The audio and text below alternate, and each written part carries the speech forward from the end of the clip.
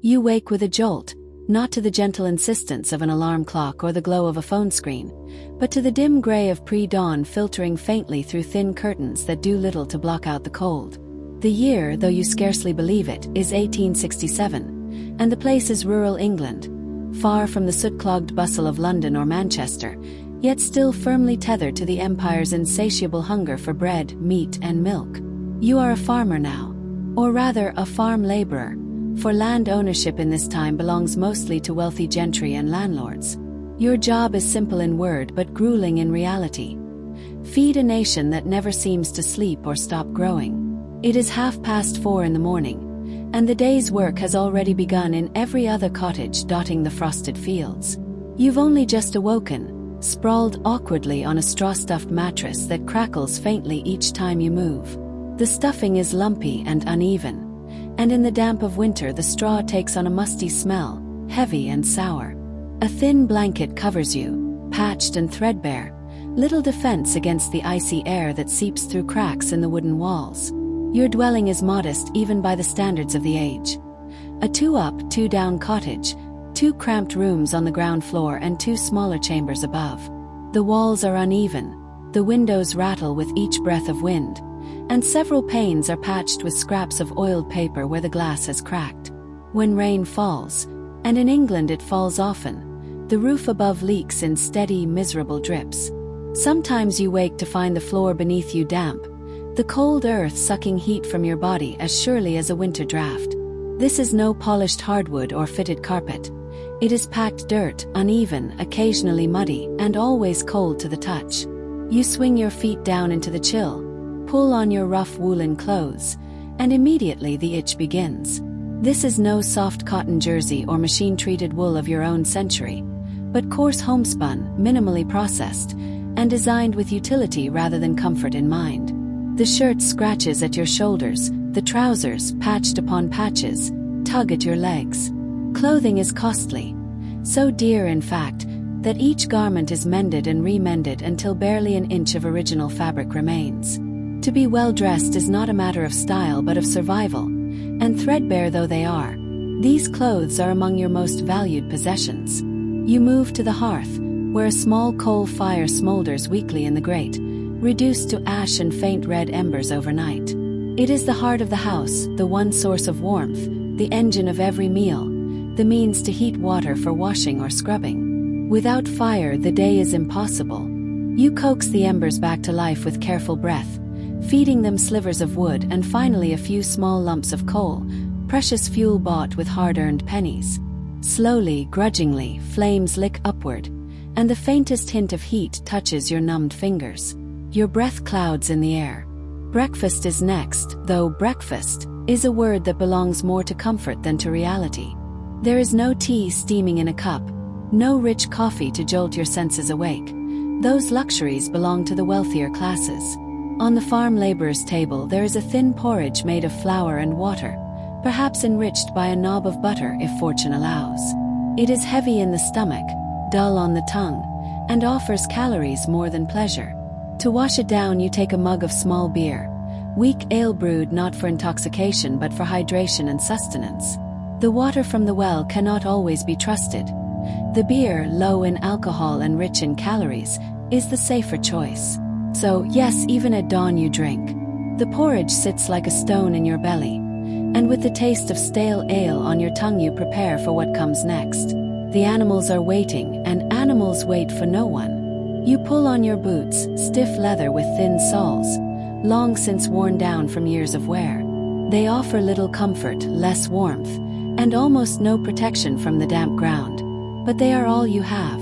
You step out into the yard and the cold air slaps you awake in earnest.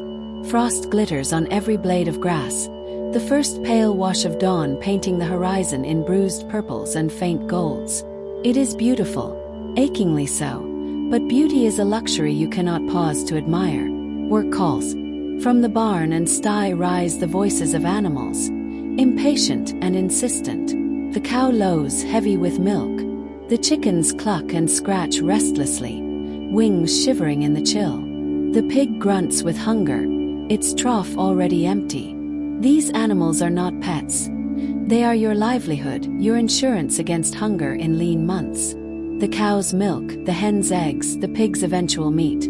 These will supplement the meager wages you scrape together. Without them, your family's chances of surviving winter would shrink to nothing. You begin with the cow. She greets you with a suspicious eye, her breath steaming in the cold air. You fetch the three-legged wooden stool and the metal pail, both worn smooth by years of use, and settle beside her. Then comes the difficult part. You have never milked a cow before. The motion looks easy when demonstrated, but under your hands the task becomes something else entirely. Your fingers, stiff with cold, struggle to find the rhythm. The cow shifts uneasily, tail swishing dangerously close, a heavy hoof threatening your toes. Minutes drag. At last, thin streams of milk splatter into the pail, weak at first, then steadier. By the time you finish, the pail is only half filled, a poor showing, but enough to carry back to the cottage.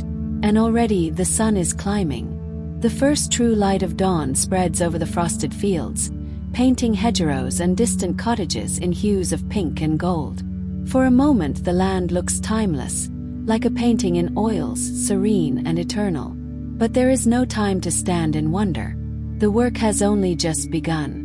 Fields must be tended, tools fetched, fences mended, and when that is finished, there will be more. Manure to haul, hedges to cut, ditches to clear, cartloads to carry. Every hour will be filled until the sun dips below the horizon once again. You are behind already. And in the world of the Victorian farm, to fall behind is to starve. By the time you've returned from the barn with your pail of milk and the faint satisfaction of animals tended, the world is already brightening into morning. Smoke curls from a handful of neighboring chimneys, and across the hedgerows, you glimpse other figures trudging out into the fields. 4 farm laborers in 1867, the day begins early and ends late, and you are expected to pull your weight, or risk losing the job that feeds your family. The farmer who employs you is already waiting at the edge of the south field, his arms folded and his eyes sharp. He is not a landowner himself but a tenant farmer, renting the land from a wealthy landholder whose manor house lies just beyond the next ridge. The pressure weighs heavily on him. Rents must be paid, yields must be high, debts must be avoided, and it filters down to you and the other laborers as endless hours and unrelenting expectations. You are late and he notices. His gaze lingers a moment too long on your hands, your stance, your obvious lack of practice. "We're turning the south field today," he says curtly, gesturing to a stretch of land that seems to run endlessly toward the horizon. "Take a spade. Start at the far end." He hands you a spade, and you nearly stagger under its weight. This is no lightweight gardening tool. It is a heavy iron blade fixed to a thick wooden handle, worn smooth by years of sweat and calloused palms. Its very heft tells you what it is for, turning soil acre after acre, row after row. Your arms begin to ache just from lifting it. The others, accustomed to this ritual of labor, heft theirs without hesitation. By the 1860s, horse-drawn ploughs were becoming more common, true. Many farmers relied on them to cover wide fields. But not all land was suitable for ploughing by horse, and not every farm had the animals or equipment needed. Much of the work was still done the way it had been for centuries, by men and women, children too, wielding spades and hoes under the open sky. Today you are part of that living engine of muscle and endurance. The ground is hard, still clinging to winter's frost. Your first attempt to drive the spade into the soil stops short, the earth resisting your effort. You plant your foot on the shoulder of the blade and throw your weight into it. At last, the blade sinks, breaking the crust of earth with a reluctant groan. You heave up the first clod of soil, dark and heavy, turning it over to expose the underlayer. 1 square foot of ground reclaimed for the spring planting. 1 down, thousands more to go. The rhythm does not come naturally. Each thrust requires your whole body. Arms straining, shoulders knotting, back bending, legs braced. Sweat beads on your forehead despite the chill of the morning air. Within an hour, your palms, soft by Victorian standards, have already blistered. By midday those blisters have burst, leaving raw, stinging patches that cling to the spade's handle with every movement. Your rough cotton shirt clings to your back, damp with sweat despite the coolness of early spring. There are no frequent breaks. Labor is measured not by hours but by daylight. You work until the task is done, or until darkness makes it impossible to continue. At midday, the farmer grants a pause. The workers gather on the edge of the field, sitting on stones or crouching in the furrows. From cloth bundles they draw their simple meals. Coarse bread, perhaps a hunk of cheese or a slice of cold bacon if the household was lucky that week. You are given the same, washed down with water from a shared jug passed from hand to hand. The thought of germs does not occur here, only thirst and the need to swallow something before work resumes. Conversation is sparse, limited to a few gruff remarks. Every man and woman knows the work still waiting in the field, stretching out until the sun sets. The afternoon grinds on. Your muscles throb. Your shoulders burn as though set alight. Your lower back aches with a dull, unyielding pain. Each motion becomes slower, heavier, but stopping is not an option. Around you, the other laborers continue their toil with a steady, practiced rhythm. They have been doing this since childhood, quite literally. Here, children as young as 6 or 7 walk the fields, waving sticks or rattling tin to scare birds from the freshly turned soil. Older children, barely 12, are already working full adult days, turning soil beside their fathers and mothers, or carrying stones out of the furrows in baskets almost as large as themselves. The land dictates everything. In winter, threshing grain in barns until the air is thick with dust that scrapes at your lungs. In spring, plowing and sowing, heavy iron biting into reluctant ground. In summer, endless weeding and tending, crouched for hours beneath a pitiless sun. And in autumn, the harvest, the most intense work of all, when every able body works from dawn until long past dusk to bring in the crops before the rains come. Today, in spring, the work is preparation. But the preparation alone is enough to break you. By the time the sun dips low and the shadows stretch long, your arms hang like lead, your hands are torn and raw, and your legs shake beneath you. The field still sprawls vast and unfinished, but the day's light is gone. Tomorrow will come, and with it, more of the same. You trudge back toward your cottage with the others, the sky fading from pink to indigo, your whole body one throbbing ache. This is not a job, it is a life. And in Victorian England, life on the land is work without end. The sun hangs lower now, a pale disk sliding down toward the horizon, though it feels as if the day has stretched on for a lifetime. Your arms are heavy, your legs trembling, your hands raw and bleeding in places where blisters burst hours ago. Around you, the other laborers work still, spades striking earth in steady rhythm, their movements almost mechanical from long habit. They do not look weary in the way you do. They are weary always, worn into the shape of labor itself, bodies molded from childhood by this same endless grind. A boy no more than 10 shuffles past, carrying a wooden bucket of water for the workers. His clothes hang awkwardly on his small frame, patched at elbows and knees, too short in the sleeves, threadbare in places where fabric has worn thin. His face is streaked with dirt, his bare feet blue with cold, but his step is steady. There is no complaint, no hesitation. This is not cruelty, not in the sense you might think. It is simply life. Childhood here is not a stage of freedom or play. It is an apprenticeship in survival. By the time he is your age, this boy will be able to turn a field twice the size you manage today, and he will do it without thought. He knows no other way. You look back across the land you were assigned, and shame creeps into your chest. You have covered only half the ground expected of you, and that only by sheer force of will. The farmer glances your way, his expression tight, his silence louder than any scolding. He doesn't need to say the words. You are a liability. The others will carry your share, as they have carried weak backs and tired hands before, and you know the resentment that will fester from it. At last, as twilight deepens and the fields fade into shadow, the day's toil ends. Not by choice but by necessity. There is no light to continue the work, no lamps bright enough to push the labor into the night. Tools are gathered, spades stacked, and weary figures begin the long trudge home.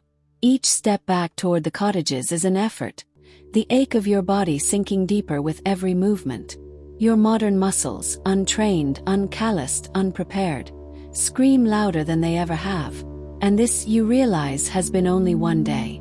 Back at your cottage, there is no warm bath, no soothing shower to ease the pain from your limbs.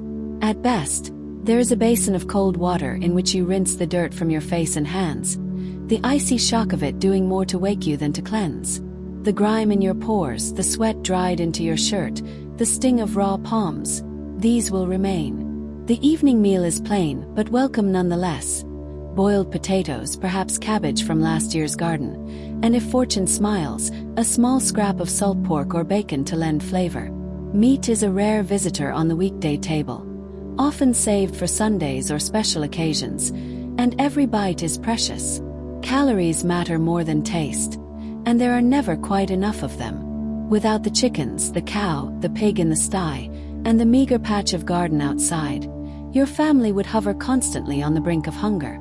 As it is, malnutrition still lingers at the door, a familiar shadow for countless rural households. Yet even after supper, the day's work is not finished.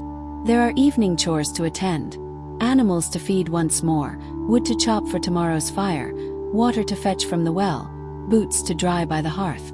If you have children of your own, they work too, hauling, feeding, sweeping, because every hand counts. In the Victorian farm family, survival is a collective labor. No one is excused. When night finally falls, it does so completely.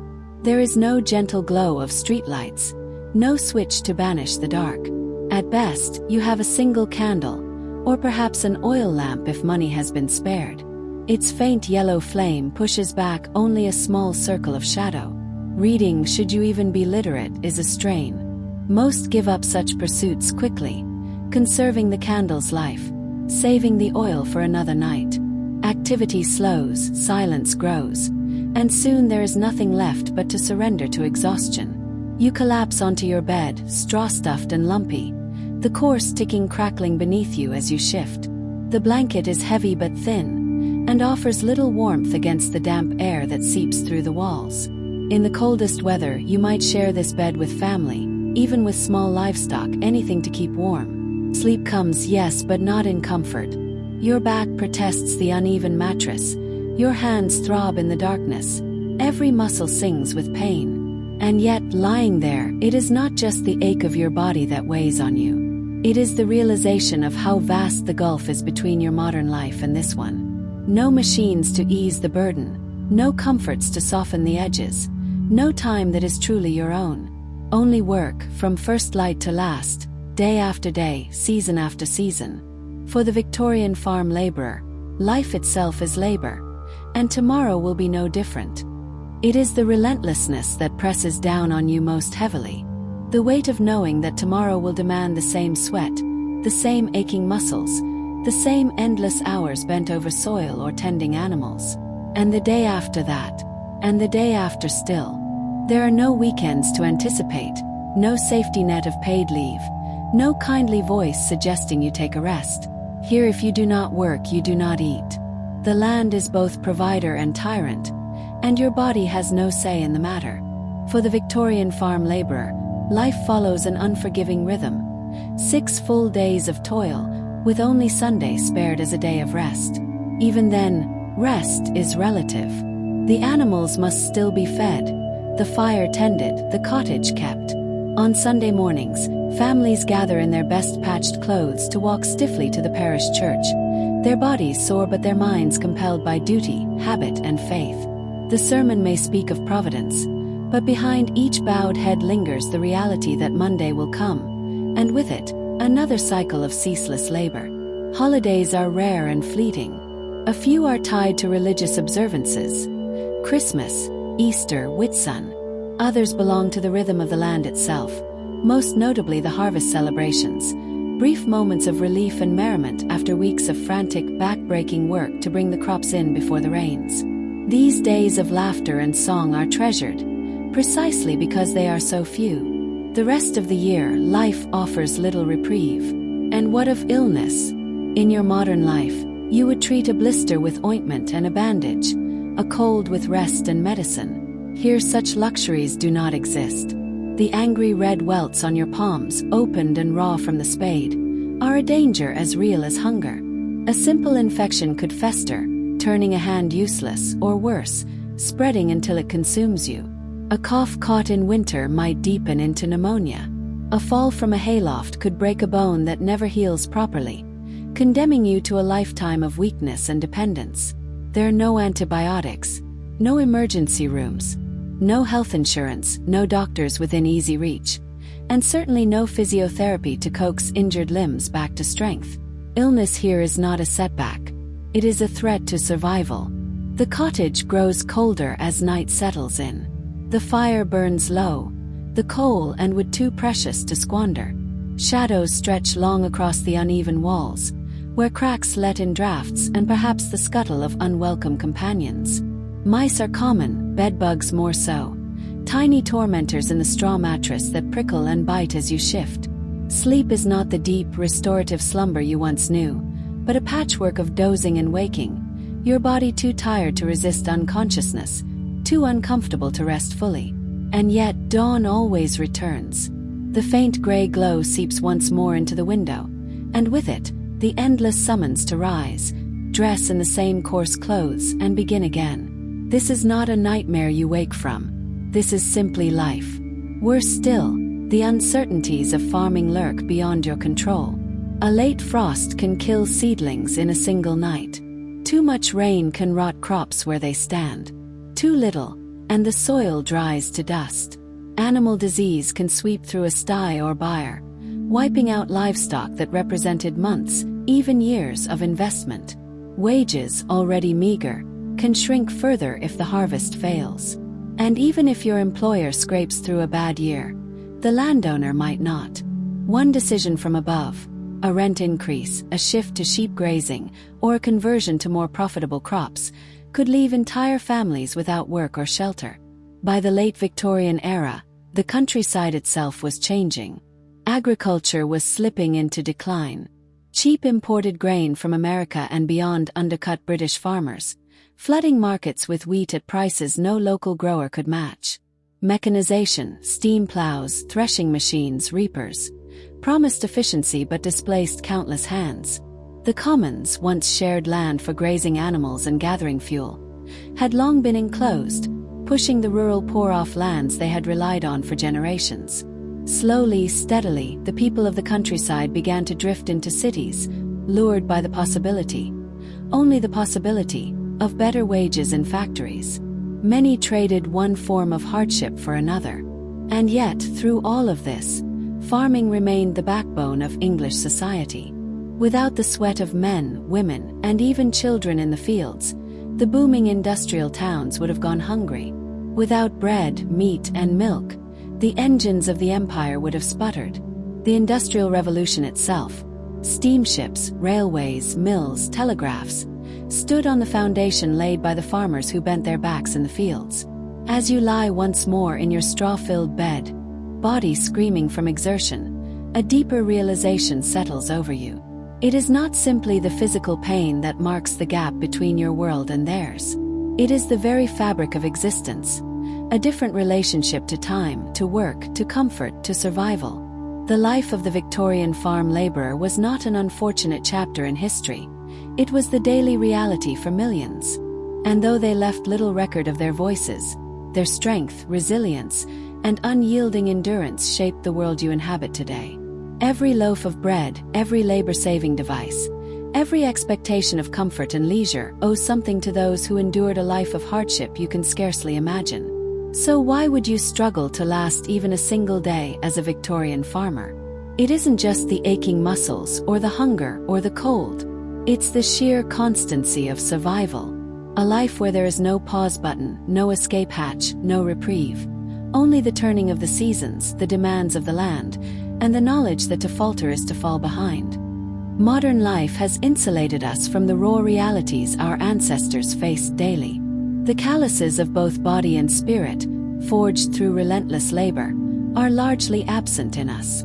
We move through days cushioned by technology, comfort, and convenience, separated from the earth, the seasons, and the tangible consequences of our work. And yet, there is something compelling in the simplicity of a life so directly connected to survival.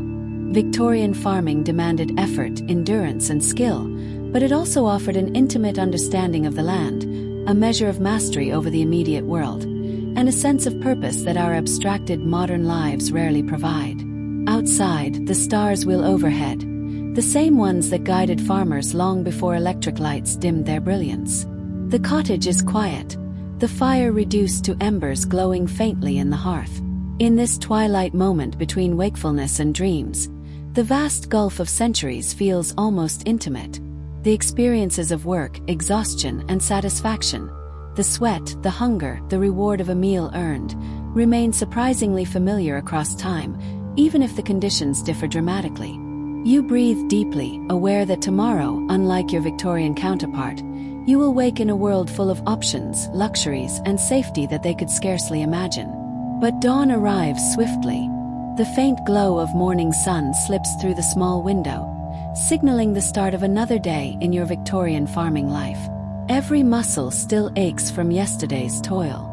Your shoulders, arms, back, and hands protest with sharp reminders that your modern body is ill-prepared for the labor demanded of it. Yet the rhythm of the seasons waits for no one. Spring has arrived, bringing both promise and peril. The bitterest winter cold has passed, and life stirs in the soil. Yet this season is demanding in ways that will test every ounce of strength and patience you possess. Fields must be prepared, seed must be sown, and the crops you plant today will not yield fruit for months. The agricultural year dictates every movement.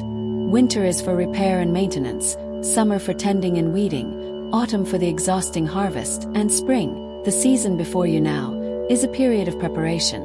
It is physically taxing but also full of potential.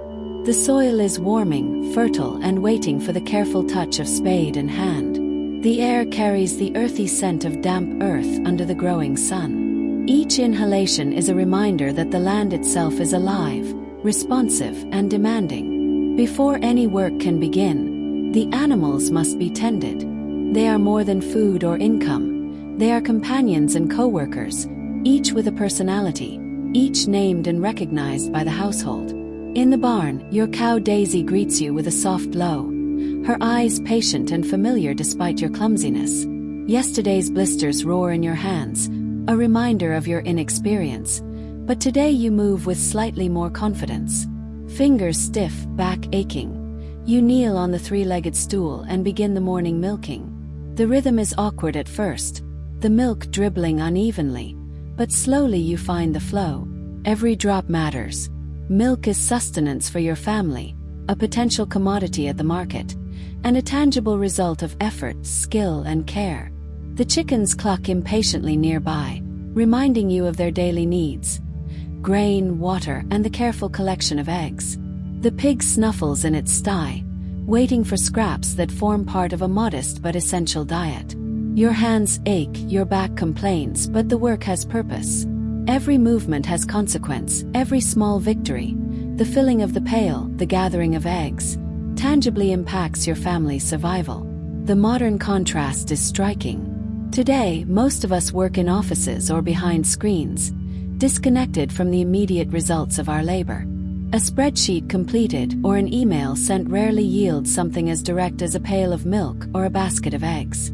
Victorian farm life, harsh though it is, offers a clarity of cause and effect, a connection to the natural world, and an understanding of one's own physical limits. Your body remembers yesterday, but it also begins to adapt. You start to feel the rhythm in your arms, the coordination needed to coax milk from Daisy, the sequence of tasks that sustains both her and your household. Spring on a Victorian farm is both a season of hope and a season of endurance. The days lengthen, the soil warms, and the promise of growth energizes even the most exhausted laborers. But nothing comes without exertion. By the time the morning chores are complete, sweat dampening your shirt and dust clinging to your skin, you are already aware that the sun has only just begun its climb. More work awaits. The turning of the fields, the sowing of seed, the careful attention to crops that will demand months of vigilance before reward. Yet, in this demanding existence, there is also a strange satisfaction. The connection to the land is immediate, the results of labor visible, measurable, and real. Each drop of milk, each row of freshly turned soil, each seed pressed into earth is a testament to effort, skill, and endurance. It is a life that leaves no room for abstraction, no ability to hide from consequence, no escape from the natural rhythms of time and toil. And so, as you rise to begin another day, the aches of yesterday still fresh in your body, you carry forward the lessons of both struggle and perseverance. Victorian farm life is unforgiving, relentless, and at times cruel, but it is also unambiguous, honest, and deeply intertwined with the cycles of life itself. The gentle ping of milk hitting the metal pail marks the start of another day on the farm. Each droplet contributes to the household sustenance, a small but vital rhythm in the endless cycle of labor. Once the milking is complete, you strain the milk through a clean cloth to remove any debris. Even before germ theory is widely understood, cleanliness is taken seriously. Any grit or hair left in the milk could spoil it quickly. A portion of the milk will be set aside to allow the cream to rise, destined for buttermaking, a task often reserved for the women and older children in the household. The rest may be shared with neighbors or sold, providing a modest but essential supplement to the family income. With the morning chores finished, you follow the other workers toward the fields. The tenant farmer, a lean man whose face is permanently etched with the lines of worry and responsibility, approaches with the day's instructions. "We're sowing the spring wheat today," he says, gesturing toward several large sacks of grain. "The north field's ready."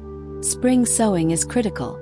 The careful distribution of seed now determines whether the harvest months hence will be abundant or meager. In this era, success depends on experience, intuition, and knowledge passed down over generations. A canvas seed bag is slung over your shoulder, heavy with the small, precious kernels that represent the farmer's future. Before mechanical seed drills became widespread, most sowing is still done by hand. Each step, each handful, each throw matters.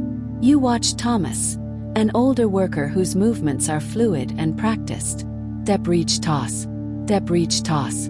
The seeds arc through the air in perfect lines, falling evenly across the freshly prepared soil. Your first attempts are clumsy. Some seeds clump in one spot, leaving bare patches in another. Thomas pauses, his eyes sharp but patient. "Keep your pace steady," he advises. "Let your arm follow the same path each time." The lesson is more than physical. It is about rhythm, timing, and attention. With repeated effort, your body begins to remember the motion. By midday, your arm aches from the repetitive motion, but you have begun to find a rhythm. There is something almost meditative about the process. The weight of the seed in your hand, the arc of your throw, the soft patter as they land in the furrows.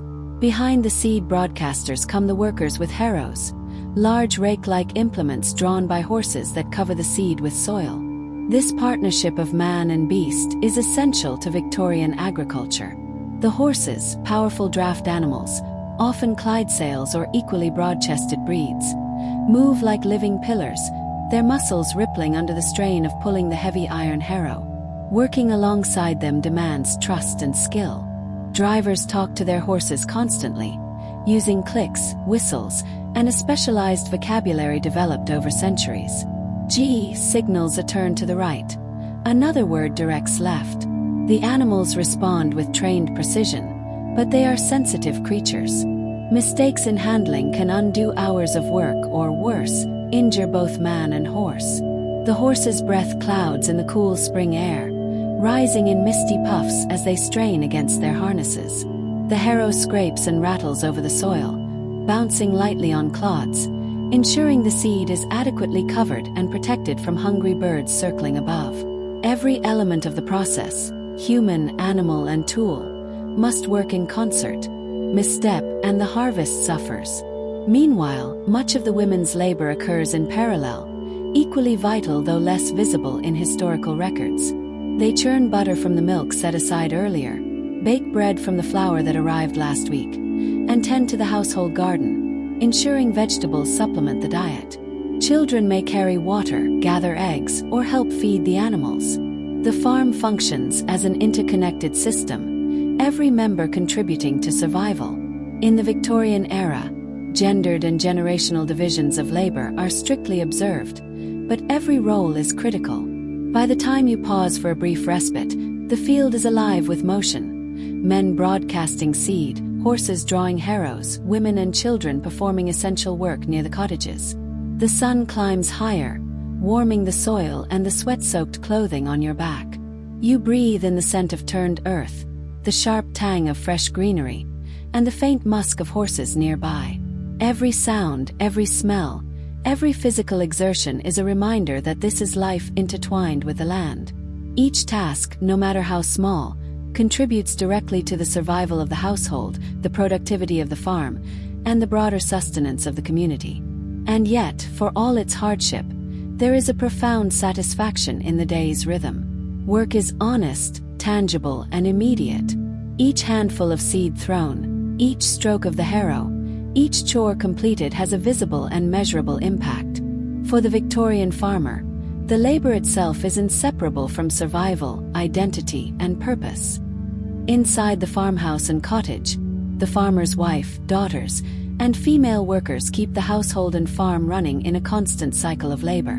In the dairy, they churn butter and make cheese, tasks demanding both strength and careful timing. The butter churn, a tall wooden barrel with a staff inside, requires continuous, vigorous pumping. Hours of repetitive motion are needed before the cream suddenly breaks, forming soft yellow globules of butter. Precision and endurance matter. Too slow, and the butter will not form correctly. Too hasty, and the texture suffers. Cheese making is even more exacting. Milk must be kept at precise temperatures. The rennet, an enzyme from a calf's stomach, added in just the right measure, causing the milk to separate into curds and whey. The curds must be cut, drained, pressed, and then aged under carefully monitored conditions. A skilled cheese maker is highly valued. Their knowledge often passed down from mother to daughter over generations. Other women tend gardens that provide essential vegetables for the family table, preserve foods for the winter months, manage poultry, and handle the endless cycle of domestic chores: cooking, washing, cleaning, mending, and childcare. This labor is invisible from the perspective of the fields but is foundational. Without it, the men and children in the field could not maintain the rigorous schedule demanded by the land. As noon approaches, the fieldwork pauses briefly. The farmer's wife and daughters appear carrying baskets of simple provisions: coarse bread, cheese, perhaps a slice of cold bacon, and jugs of small beer or cider. The workers gather in the shade of a large oak at the edge of the field, grateful for the respite. Conversation is sparse but practical, often turning to the weather, a topic whose importance cannot be overstated. "Skies building up in the west," Thomas observes, chewing thoughtfully on a piece of bread. "Might have rain by evening." In Victorian times, weather prediction is not a matter of satellites or computer models but long observation and tradition. Farmers read the sky, the behavior of animals, the direction of the wind, the color of clouds, all forming a living almanac. Red sky at night, shepherd's delight. Red sky in the morning, shepherd's warning. Over decades, many farm workers develop an almost uncanny ability to sense approaching storms or fair weather. The limitations are stark. Even the most seasoned forecaster cannot prevent late frosts from killing seedlings, summer droughts from withering crops, or autumn rains from rotting the harvest in the field. After the brief meal, work resumes. The afternoon tasks vary. Some continue sowing spring wheat, walking methodically across the field, casting seed with precision. Others move to maintenance tasks, repairing stone walls that mark field boundaries or cleaning out drainage ditches. Drainage is crucial in much of Britain, where clay soils and frequent rain can turn fields into bogs. Throughout the 19th century, farms install underground drainage tiles, clay pipes laid by hand in deep trenches to carry excess water away from crops.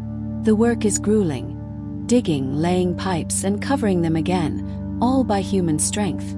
By mid-afternoon, dark clouds gather on the western horizon, confirming Thomas's prediction. A wind rises, carrying the earthy, electric scent of imminent rain. The farmer scans the sky with a practiced eye and calls for the day's work to end early. "Get the tools in and the horses stabled," he directs. That's no ordinary spring shower. The field erupts into a flurry of activity. Workers rush to secure tools, stack spades and harrows, and ensure seed bags are covered. Horses are led from the open field into the safety of the stable, their harnesses rattling and hooves pounding the ground. Men work together to haul in heavy implements before the first drops fall, coordinating in practiced efficiency, their movements honed by years of repetition. The storm approaches swiftly, dark clouds rolling across the sky, gusts of wind bending the young wheat shoots already in the soil. You can smell the damp earth and the horses' musky breath as they are led under shelter. Rain begins to fall in heavy sheets, drumming on the rooftops of the cottages, turning the field into slick clay. Inside, the women tend to domestic chores that continue regardless of weather, churning, cooking, mending, and ensuring that the household remains functional while the storm rages outside. By evening, the farm is quiet but tense. The day's work is done, but the storm has left its mark. Puddles forming in low areas, tools streaked with mud, and the scent of wet earth lingering in every corner. The interplay of human labor, animal strength, and the forces of nature has once again defined the day. Survival depends on coordination, endurance, and adaptability. Every small success, every precaution taken before the rain, demonstrates the precise knowledge and effort required to maintain life on a Victorian farm. Valuable tools are gathered and accounted for. Iron spades, harrows, and rakes are expensive, each representing a significant investment for the farmer. Every implement is treated with care. A broken or lost tool can set back the day's work or force costly repairs. The draft horses are unharnessed and led to the stable, their day's labor complete. You follow Thomas, helping guide Thunder, a massive Clydesdale, to his stall. Each of the horses hooves thuds like a drum against the stable floor, heavy and deliberate. The animal seems almost to exhale in relief upon entering the warmth and shelter. "Good lad," Thomas murmurs, patting Thunder's sweaty neck. "You've earned your rest today." The care of working animals is central to Victorian farming. Horses are both powerful tools and substantial financial investments. Their strength allows ploughing, harrowing, and hauling that would be impossible for human labor alone. A good workhorse might be worth half a year's wages for a laborer, and the loss of one due to injury or illness could cripple a small farm. Feeding, grooming, and monitoring their health is as crucial as any fieldwork. As you help Thomas feed and water the animals, he shares knowledge accrued over decades. "Always check their feet after a long day," he instructs, demonstrating how to lift each massive hoof, probing for stones or cuts. "Watch their breathing too. First signs of trouble often show there." His hands are steady, practiced, moving with the ease of years spent among horses and machinery alike. Inside the stable, the warm, musky atmosphere is a relief after the cold rain outside. The first drops begin softly on the roof, then quickly intensify into a steady drum. Through the open stable door, you watch sheets of rain sweep across the newly sown fields. Thomas nods with satisfaction. "Good timing," he says. "Rain like this will help the seeds settle nicely." Even adverse weather, when it arrives at the right moment, becomes part of the delicate balance of farm life. By the time you dash from the stable to your cottage, you are soaked through. Rain finds every gap in your clothing, chilling you to the bone, but the warmth inside the cottage is immediate and welcome. A fire burns in the grate, crackling and spitting sparks, while the aroma of cooking fills the small space. Victorian farm dinners are simple but sustaining, often built around root vegetables such as potatoes, carrots, and turnips, crops that store well through the winter. In spring, early greens begin to appear. Dandelion leaves, nettles, and other foraged plants offering precious fresh nutrients after the lean months. Meat is scarce, appearing perhaps once or twice a week, in small portions that are carefully rationed. As you eat, you reflect on the seasonal rhythms of farm life. Spring demands preparation and planting, with results that will not be realized for months. Summer brings its own trials. constant vigilance against weeds that threaten to choke crops, the daily care of growing livestock, and the critical hay harvest. Haymaking is perhaps the most weather-dependent task of all. Grass must be cut at the precise moment, mature enough to be nutritious but not so late that it becomes fibrous, and dried thoroughly before storage. Rain at the wrong time can ruin the crop entirely, turning a season's labor into rot and waste. Every bite of food, every flicker of firelight, and every droplet of rain outside serves as a reminder. Life on a Victorian farm is a continuous negotiation with nature, animals, and the demands of labor. Each day's work is physically exhausting, endlessly repetitive, and yet every action carries immediate, tangible consequences. Survival is measured not in hours, but in the combination of effort, skill, and timing that governs both crops and livestock. The entire farm community often comes together for critical harvests. Everyone, from men and women to older children, is involved in cutting, turning, gathering, and stacking hay. Autumn brings the cereal harvests of wheat, barley, and oats, the culmination of a year's work, when the farm's success or failure is most visible. The wheat you help sow today will not be harvested until late summer or early autumn, leaving months of growth and vulnerability to weather, pests, and disease. The work of planting is just the beginning of a long cycle of care and attention.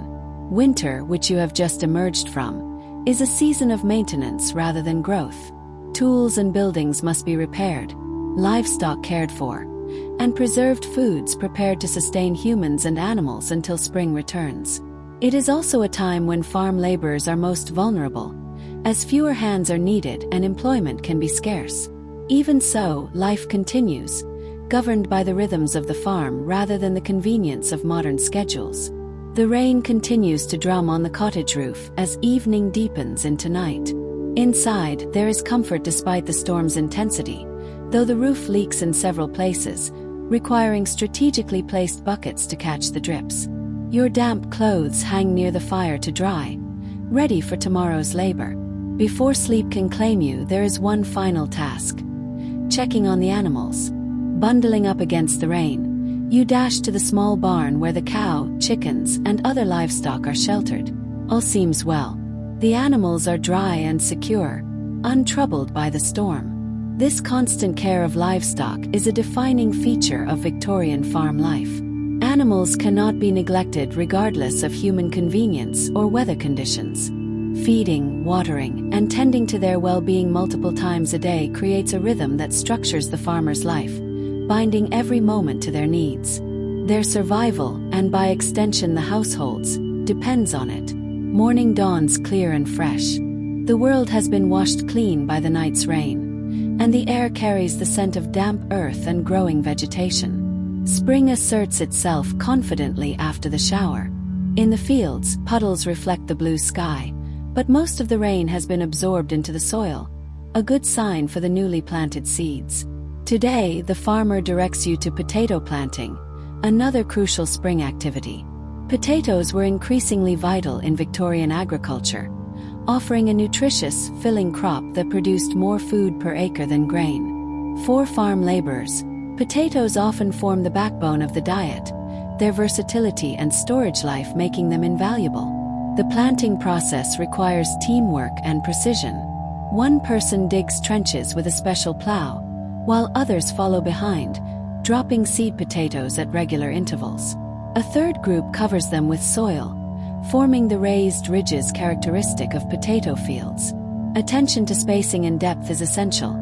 Plant them too close and they compete for nutrients. Too far apart and valuable land is wasted. Too shallow and they risk frost or light exposure. Too deep and they struggle to emerge. As you work, Thomas shares more of his practical wisdom and traditional guidance. Mind you don't plant before Good Friday, he warns, his tone serious. In Victorian farming communities, practical knowledge, superstition, and Christian traditions often blend into a complex guide for agricultural practice. Some beliefs have practical origins. Planting after Good Friday does indeed tend to avoid the worst spring frosts. Others serve as a moral or cultural framework, reinforcing routines and communal expectations. The rhythm of the work: dig, drop, cover. Dig, drop, cover. feels relentless at first. Yet there is a subtle satisfaction in seeing neat rows of potatoes take shape, a tangible mark of effort and skill. Every movement, every judgment about spacing and depth, carries real consequences. Like the wheat you planted days ago, these potatoes represent months of labor, care, and hope. Your modern life may offer comforts and conveniences, but here, in the early spring fields of Victorian England, every task is immediate, physical, and essential to survival. While some customs Thomas mentions are practical, others are purely superstitious, yet followed just as faithfully. The work continues relentlessly until midday, your back screaming from constant bending and your arms aching from repeated motions. Victorian farming tools, though improving gradually throughout the 19th century, still demanded enormous physical effort. The Industrial Revolution transformed manufacturing at an astonishing pace, yet agriculture, especially on smaller tenant farms, adopted new machinery more slowly. Expensive machines were often out of reach, and traditional hand tools remained central to daily labor. After the midday meal, you are introduced to a relative novelty, a mechanical seed drill recently purchased by the farmer. Drawn by horses, it creates furrows, drops seeds at regular intervals, and covers them all in a single motion. What would have taken several workers' hours, or even an entire day, to accomplish by hand can now be done in mere hours. Thomas nods toward the device. "This is the future of farming," he says, though his tone betrays mixed feelings. For workers, machinery brings efficiency but also the threat of reduced employment. A single man operating a drill might replace several laborers, a prospect that troubles communities where alternative work is scarce. By the 1860s, a variety of machines were slowly transforming agriculture. Mechanical reapers harvested grain faster than scythes. Threshing machines separated grain from stalks far more efficiently than hand flails, and steam-powered equipment began replacing horsepower on larger estates. Yet adoption was uneven. Many smaller farms continued to rely on traditional methods well into the late 19th century, balancing cost with labor availability. As afternoon stretches toward evening, the physical toll of consecutive days of farm work becomes increasingly apparent. Your modern body, unused to sustained exertion, protests with every movement. Muscles you never realized existed ache deeply. Your hands, even as calluses begin to form, remain tender and raw from constant use. Victorian farm workers, by contrast, developed bodies conditioned to these relentless demands from childhood.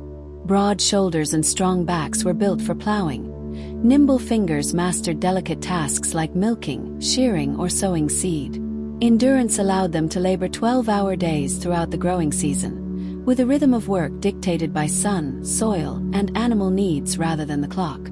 The good news is that, over time, your body could adapt to these demands. The bad news is that such adaptation often came at a cost. Early arthritis, joint problems, and other physical ailments were common, a toll exacted by decades of relentless toil. Modern comforts, ergonomic chairs, cushioned shoes, mechanized tools, were non-existent. Hard work aged the body prematurely, and injuries were a constant hazard. In Victorian rural life, even minor mishaps could become serious. A cut, sprain, or broken bone that today would warrant little concern could disable or even endanger a worker. Horses could kick or trample. Tools might slip or machinery catch clothing or limbs. Each day carried inherent risk, and accidents were common. Even without major incidents, the cumulative damage of hard manual labor slowly but surely wore down the body. Medical care offered little relief. Illnesses that are trivial today, small infections, influenza, or fevers, could become life-threatening. Antibiotics did not exist. Advanced procedures were decades away. Treatments were limited to poultices, herbal remedies, or the crude interventions of local practitioners. Many farm workers aged prematurely, their bodies marked by decades of physical exertion and exposure to the elements, and the medical safety net we take for granted was wholly absent. The afternoon wanes, leaving your limbs trembling from exertion. Yet there is satisfaction in seeing the work accomplished. Furrows neatly aligned, seeds deposited with precision, and the mechanical drill returning the land to readiness with a fraction of the effort hand labor would require. It is a hard, unrelenting life, but one that produces tangible results, where every action, every motion, contributes directly to survival. For a modern body, the day is a trial. For a Victorian farm worker, it is the rhythm of life, demanding, dangerous, yet inescapably real. Country doctors, if available at all, had few effective medicines and limited diagnostic tools. Rural families relied primarily on traditional remedies, herbal preparations, poultices, and treatments passed down through generations. Some were effective, others more symbolic than medicinal, reflecting the limited options available in a pre-antibiotic, pre-modern medical landscape.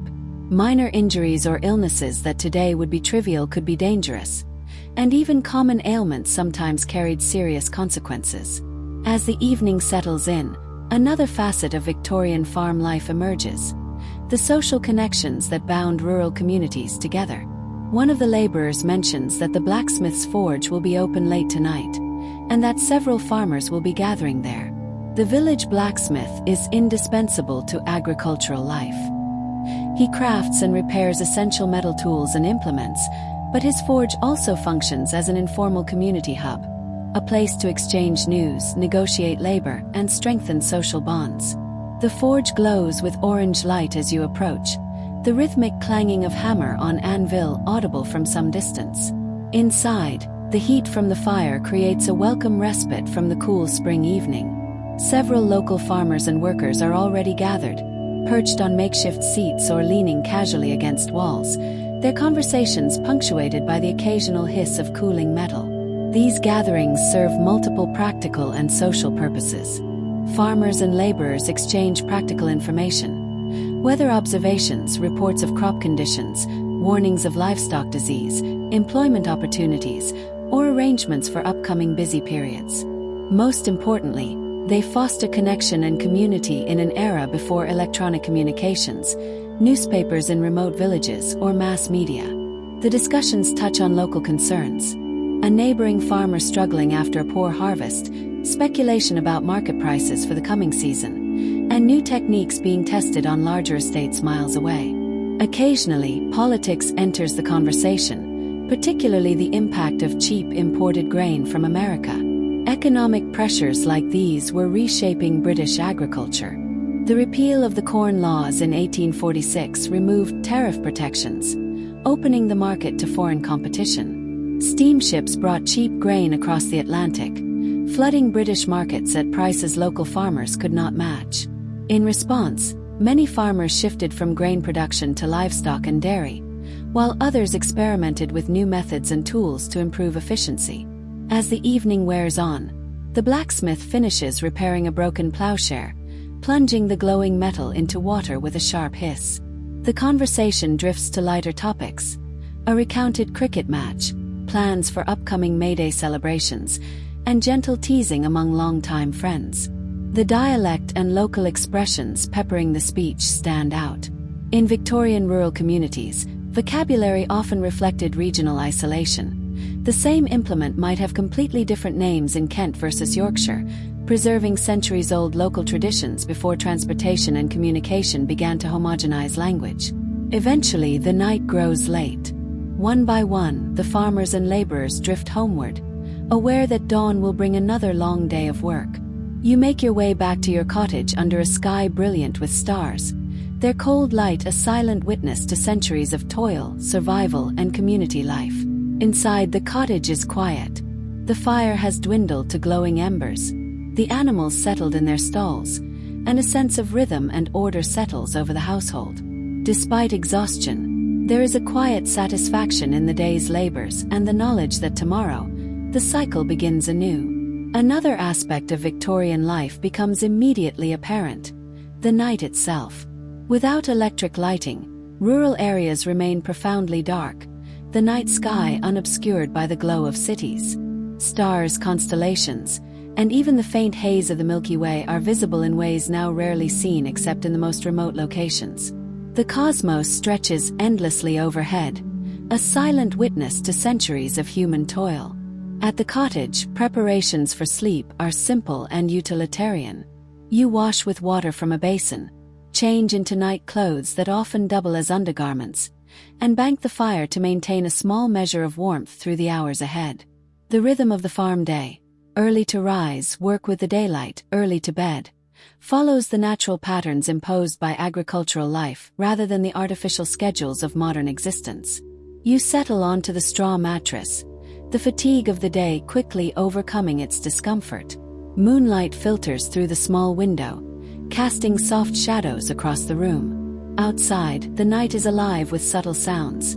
The occasional lowing of cattle in distant fields, the soft murmur of wind through trees, the hoot of an owl gliding silently across the moonlit meadows. The smells of earth, animals, and growing plants permeate the cottage, creating a sensory landscape profoundly different from the artificial nights of modern cities, dominated by engines, streetlights, and manufactured sounds. Sleep comes quickly, your mind drifting into dreams filled with the textures, scents, and sensations of this new reality. The weight of iron tools in your hands, the aroma of freshly turned soil, the rhythmic steps of horses across furrows, the feel of seeds sliding through your fingers as they are cast into carefully prepared earth. All these small physical actions hold the promise of sustenance, the tangible outcomes that sustain society. Morning arrives with the first light of dawn and the crowing of roosters, signaling the start of another day of Victorian farm life.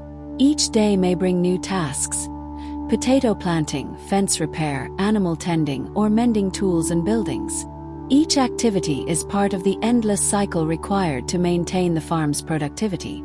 As spring advances toward early summer, the results of earlier labor begin to show. Tender green shoots emerge in the wheat fields. Potato plants push through the soil in neat rows. Fruit trees in the small orchard behind the farmhouse are covered in blossoms, promising the bounty of autumn. There is a distinct satisfaction in witnessing the direct results of hard work. The connection between effort and outcome is immediate and visible in a way rarely experienced in modern occupations.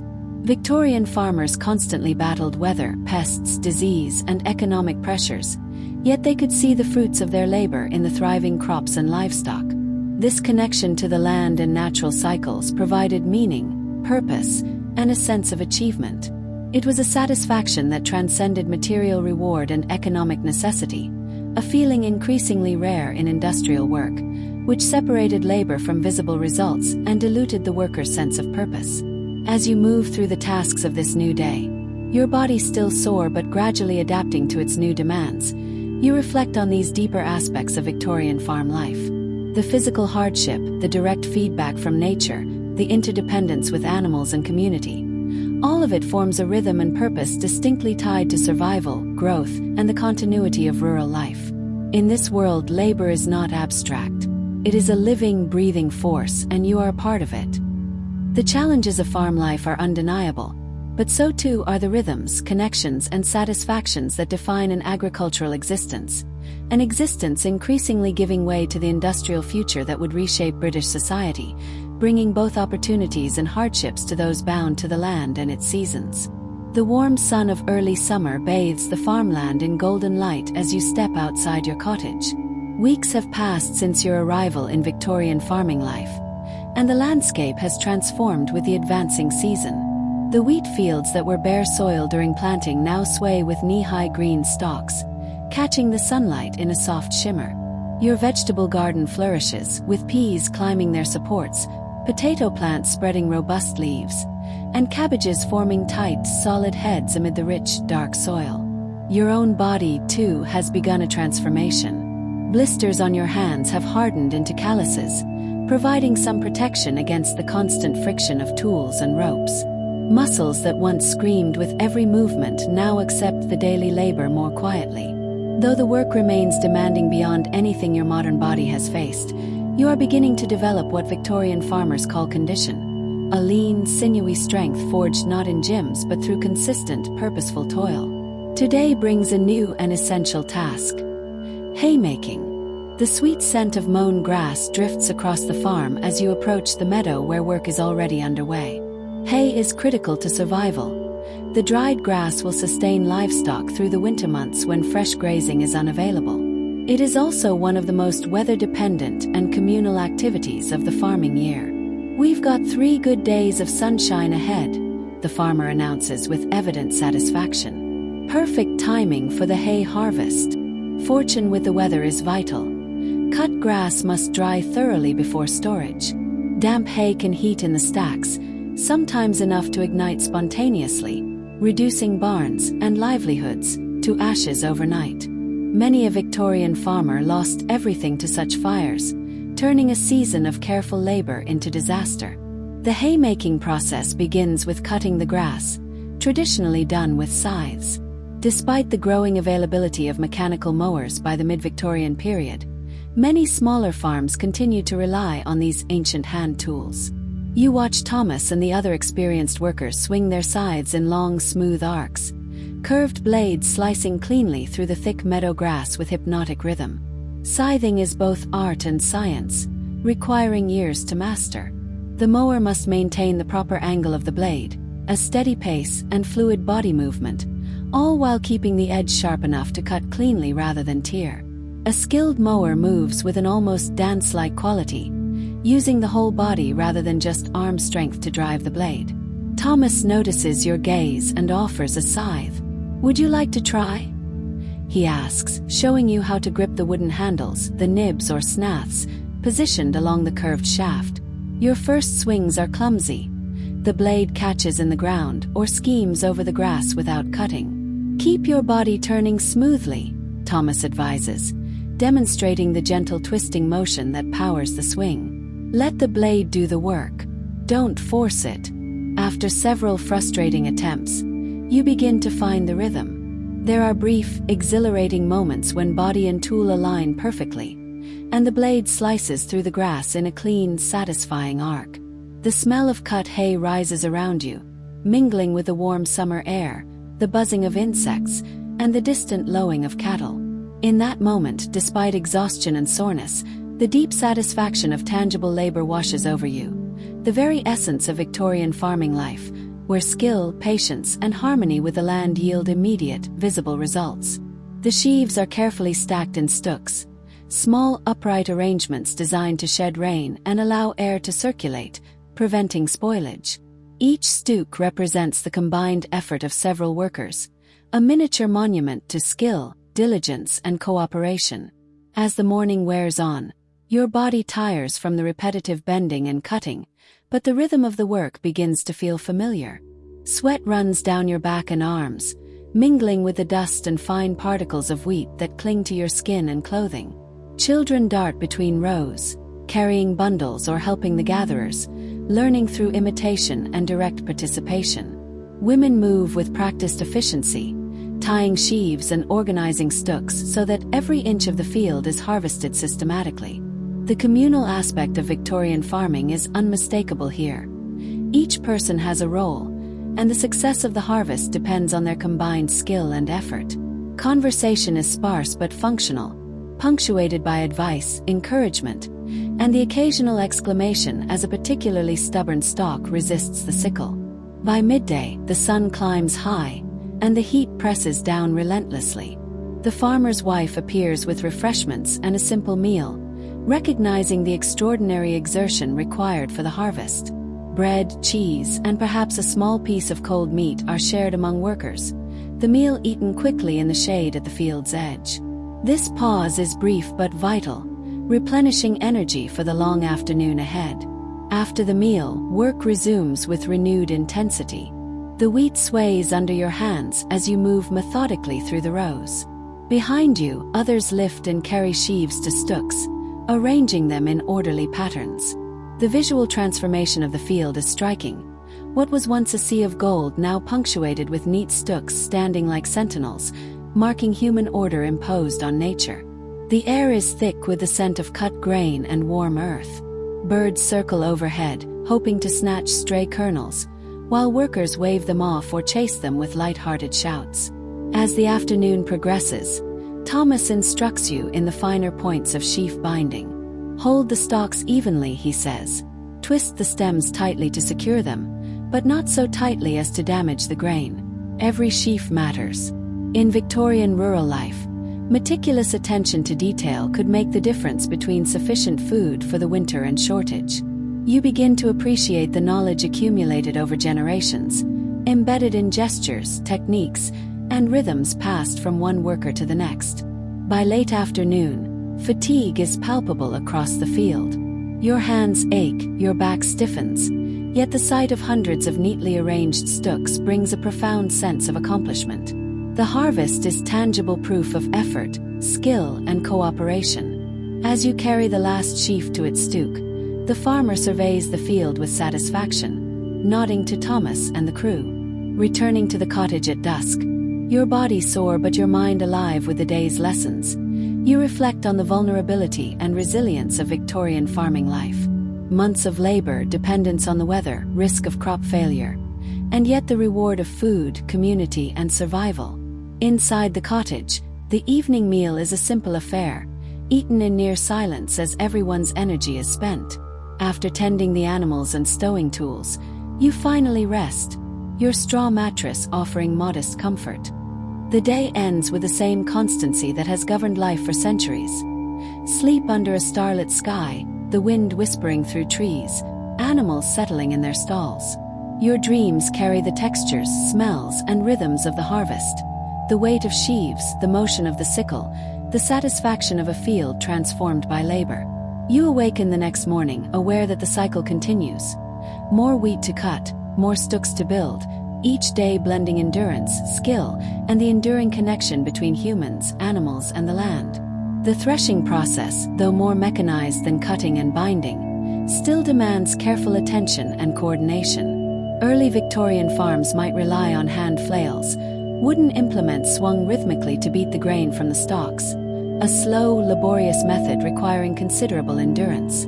By the 1860s, however, steam-powered threshing machines were increasingly common on larger estates, allowing a single engine to drive a series of drums and beaters that separated grain from straw far faster than human labor alone. On your farm, a modest threshing machine, powered by horses walking a treadwheel, stands ready in the yard. Workers feed sheaves into the machine while others manage the output, collecting grain into sacks and stacking straw for use as bedding or fuel. The rhythmic clatter of the threshing machine fills the air, mixing with the occasional shouts of workers coordinating the feed. Dust and chaff swirl, coating hands, faces, and clothing, a gritty reminder of the harvest's intensity. Throughout the process, vigilance remains crucial. Moisture in the grain can spoil storage, improperly stacked straw can collapse, and horses or workers can be injured if routines are neglected.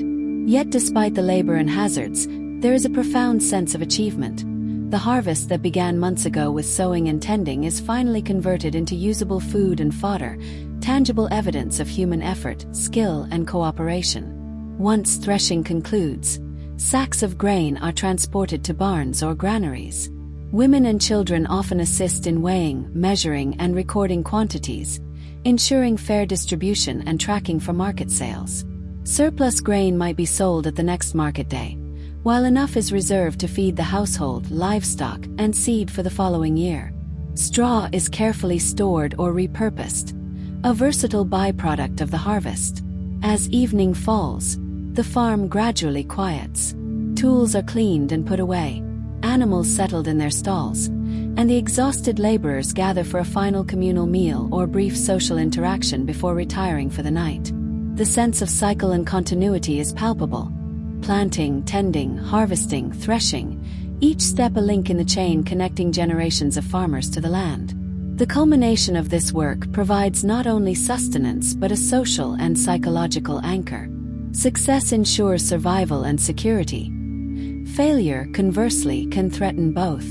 The rhythm of Victorian rural life is thus a constant negotiation with nature, community, and labor, shaping bodies, minds, and social relations in ways modern life seldom replicates. By the following morning, the cycle begins anew. Fields to inspect, animals to feed, tools to maintain, and the ever-present awareness that human effort, no matter how skillful, exists in dynamic tension with forces beyond control, from weather to market fluctuations.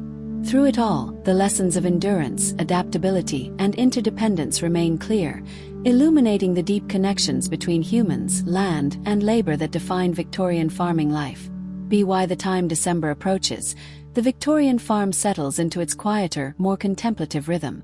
The fields lie fallow under frost and occasional snow, the livestock confined to barns or small paddocks with hay and root crops providing sustenance. Daily labor becomes less about cultivation and more about maintenance. Repairing fences, mending tools, insulating buildings, and ensuring stored crops remain safe from pests and moisture.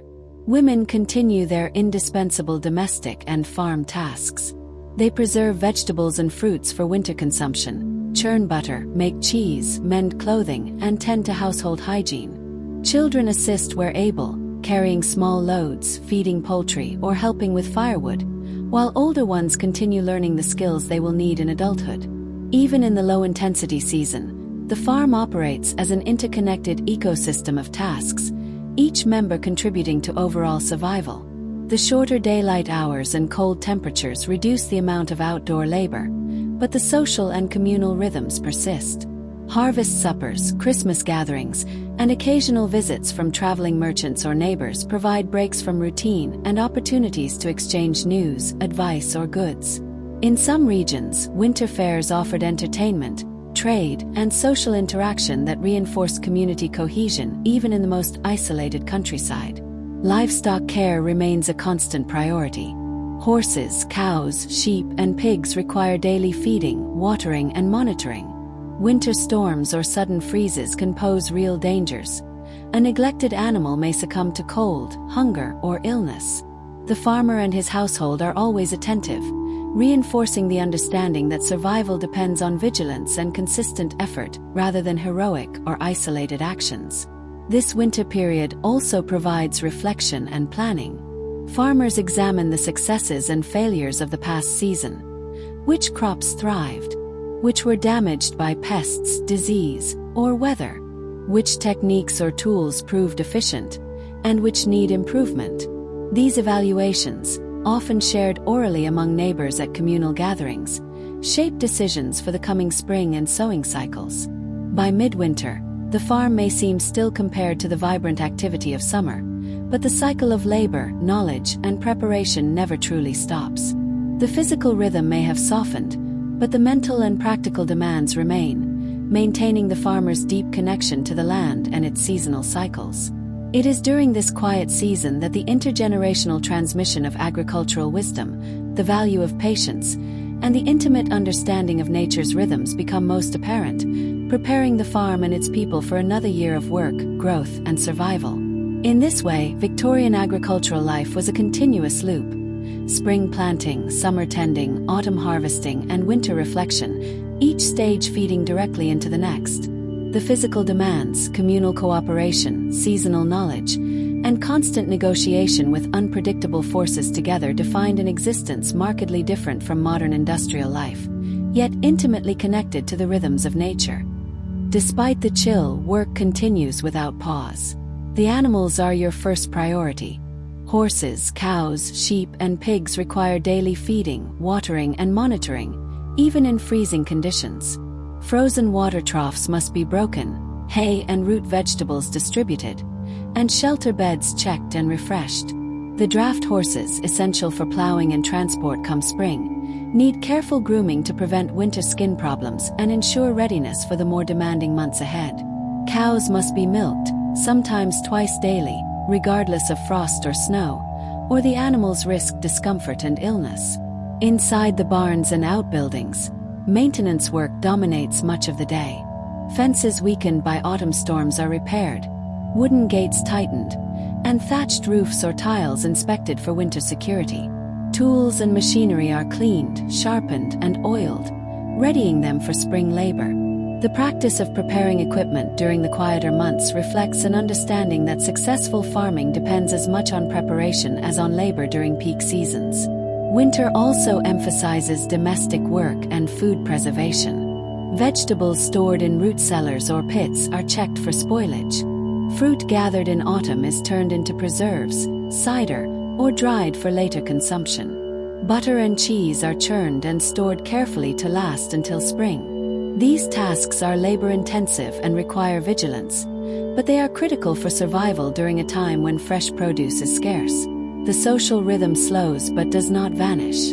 Church attendance, small community gatherings, and occasional visits from traveling merchants or neighbors offer opportunities for communication and mutual support. Even in a period that might seem isolating, Victorian rural communities maintained intricate networks of interdependence, ensuring that knowledge, resources, and support circulated among neighbors. Friendly societies or informal agreements provide rudimentary insurance against illness, crop failure, or loss, underscoring the resilience built into these communities. Your body, now well-conditioned from months of continuous labor, is better equipped to handle the cold and physical demands of winter tasks.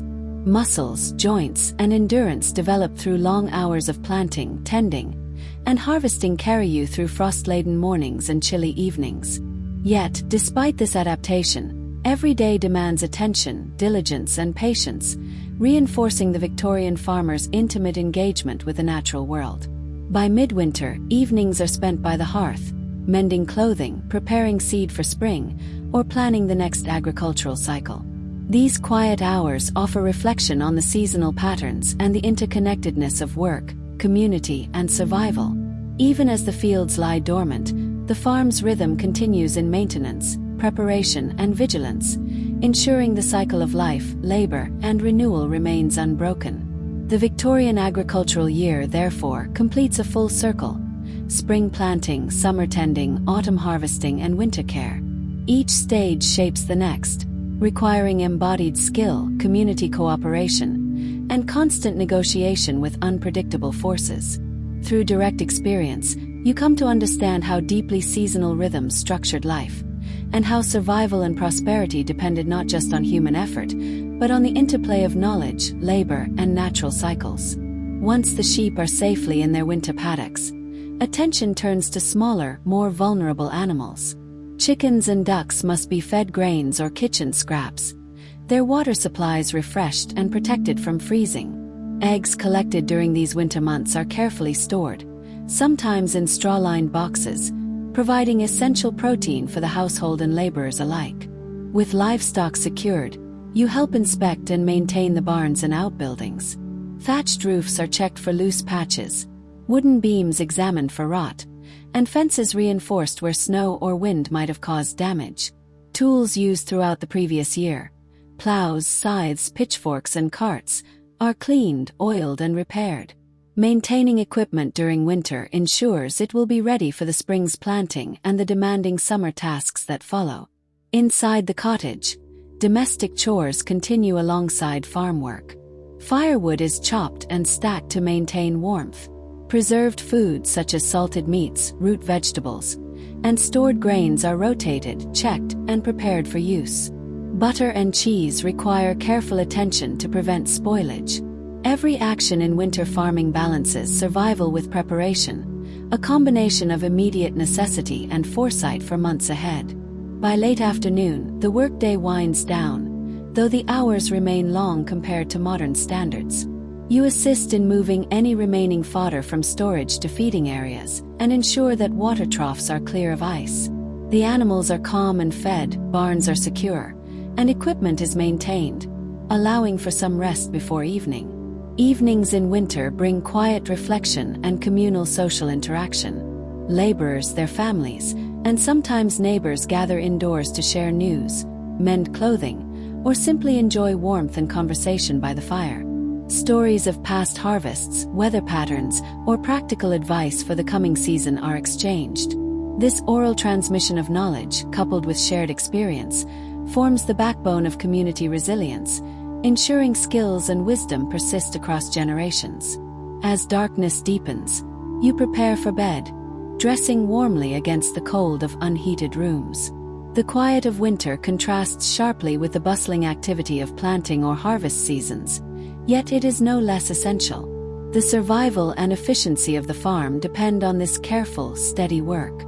Sleep comes, heavy and restorative, as your body, now accustomed to continuous labor, rests in preparation for another day of Victorian winter farm life. You accept the invitation, knowing this cooperative work exemplifies the communal approach to Victorian rural survival. The evening is spent planning for the morning's activity, discussing who will handle scalding, skinning, and butchering while others prepare fires, sharpen knives, and ready storage barrels. Each participant has a clearly defined role based on experience and ability, minimizing risk and ensuring efficiency. Safety, hygiene, and proper handling are emphasized. Lessons learned over generations through trial, error, and shared knowledge rather than formal instruction. As you retire for the night, the cottage quiet again except for the soft crackle of the fire, you reflect on the interwoven rhythms of work, community, and survival. Winter labor, while slower and less physically demanding than planting or harvest, requires careful planning, knowledge, and cooperation. The distinction between leisure and work blurs. Social visits carry practical purpose, repair and maintenance tasks serve immediate needs, and survival depends on continual vigilance. Sleep comes, deep and restorative, preparing you for a dawn that will bring the next cycle of winter tasks. The partnership between households, the strategic timing of labor-intensive activities like slaughter, and the sharing of resources represent the subtle yet crucial mechanisms that sustain Victorian rural communities through periods of environmental and economic challenge. In this way, winter serves not only as a season of reduced agricultural labor, but also as a period of preparation, reflection, and social reinforcement. Through careful attention to both human and animal needs, the farm persists, ready to enter the next cycle of planting, growth, and harvest with knowledge and resilience honed during these quieter months. These support systems included informal networks of neighbors assisting each other with heavy or urgent tasks, cooperative arrangements for shared resources, and mutual aid during illness or misfortune. Friendly societies, parish relief funds, and charitable donations supplemented these communal efforts, providing limited financial support, medical help, or assistance with food and fuel when needed. Knowledge of how to survive harsh winters, storing sufficient fodder, preserving crops and meat, and maintaining equipment, was transmitted across generations, forming a body of practical wisdom essential for enduring the seasonal cycles. By evening, as the snow continues to fall gently outside, the farmhouse interior offers warmth, light, and sustenance. Coal or wood fires crackle in the hearth, candles flicker across wooden surfaces, and the aroma of preserved foods prepared during autumn fills the air. The relative stillness of winter evenings allows for reflection, repair, and skill building, from mending clothing and tools to planning crop rotations for the coming spring. In these months, social bonds are reinforced through shared labor, visits, and communal preparations, maintaining resilience within the community despite the season's challenges. As night falls and the farm grows quiet, the snow muffles distant sounds, leaving only the occasional animal stir or the whisper of wind across the fields. Sleep comes with the knowledge that the cycle of farm life, planting, tending, harvesting, and preparing, will resume again with the first signs of spring, bringing both opportunity and labor, continuity and change, for all who depend on the land for survival. Alongside these social and religious functions, Christmas provided a welcome pause in the relentless rhythm of farm labor. Winter work, though essential for animal care, maintenance, and food preparation, was less physically demanding than spring planting or summer harvest, allowing time for reflection, storytelling, and recreation. Families and neighbors gathered around fires, sharing news, songs, and games, sustaining morale and reinforcing intergenerational bonds that underpinned rural resilience. Children, often engaged in household chores during the day, were allowed moments of play and festivity, learning through participation in seasonal customs as much as informal schooling. Preparations for the holiday also involved practical work, preserving vegetables, baking breads and pies, and preparing meats stored from autumn slaughter. Tasks that combined necessity with celebration, ensuring that both survival and social cohesion were maintained. The aesthetic elements, holly wreaths, evergreens, and simple handmade decorations, brought color and symbolism to otherwise monochrome winter landscapes, reflecting a human desire to mark the turning of the year and assert continuity in the face of seasonal hardship. The culmination of these preparations was often a communal Christmas feast. Even small farm families might invite neighbors or share with extended kin, creating a sense of abundance and collective enjoyment that contrasted with everyday scarcity. Traditional foods, puddings, preserved meats, breads, root vegetables, reflected both local resources and inherited customs. Songs, storytelling, and informal games reinforced social cohesion, passing down cultural knowledge and practical wisdom alongside festive cheer. In these ways, Victorian rural Christmas served not only as a religious observance but as a vital social institution, sustaining community identity, reinforcing networks of mutual support, and offering a brief but meaningful reprieve from the cyclical demands of agricultural life. The winter months thus exemplify the Victorian rural balance between work, survival, social interaction, and cultural continuity. Even in periods of scarcity, the rhythms of daily labor, seasonal festivals, and intergenerational knowledge transmission created a resilient framework for life deeply attuned to both the natural world and the social fabric of the community. Through this immersive experience, you've gained more than a sense of labor or hardship. You've glimpsed a worldview in which survival, social cohesion, and meaning were inseparable from the land, the seasons, and one another. The Victorian agricultural cycle was not merely a series of tasks but a framework shaping perception, priorities, and values. Work was tangible and visible, community bonds were essential, and time was measured in sunlight, growth, and harvest rather than minutes on a clock. The lessons embedded in this life contrast sharply with our modern abstractions. Food appears instantly on shelves, labor is often invisible, and social networks are mediated by technology rather than proximity and shared effort. Yet the Victorian experience also illustrates resilience, adaptability, and interdependence, qualities that remain relevant as reminders that human activity is always entangled with natural limits, seasonal patterns, and social structures. Ultimately, your time in this reconstructed world offers perspective. It highlights what industrialization, mechanization, and globalization have gained and lost. While modern comforts, medicine, and efficiency shield us from the extremes faced by Victorian farmers, they also disconnect us from the tangible processes, seasonal awareness, and communal interdependence that once shaped life. Carrying this awareness forward, the contrast informs a richer understanding of our own relationship to food, labor, time, and the environment, suggesting that even in a highly mediated world, conscious engagement with these elements can restore some of the insight, rhythm, and meaning that Victorian farm life demanded.